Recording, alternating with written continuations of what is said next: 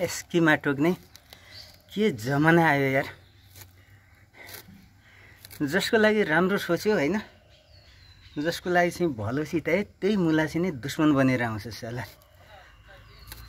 अनि यो समाजमा जो पापी हुन्, जो अपराधी हुन्, साला चोरी गर्ने, भ्रष्टाचार गर्ने, मान्छे मार्ने, हत्या गर्ने, आफ्नो मोज मस्तीको लागि अर्कालाई चाहिँ मृत्यु सरहको दुःख दिने जो साला छन्, उसको पछाडि चाहिँ भक्तजनहरू चाहिँ लाइन लाग्या हुन्छ माया टोक्ने।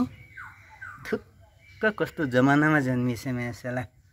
भनेको त चाहिँ नि सभ्य हैन, मान्छे जस्ता मानव जस्ता समाजमा जन्मिया भए पनि हुन्थ्यो माया साला।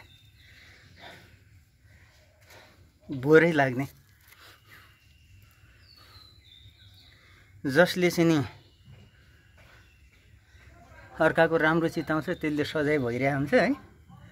जो साला पापी अधर्मीहरू अपराधीहरू चाहिँ नि हैन, उनीहरूको हाई पूजा भइरहेको हुन्छ साला।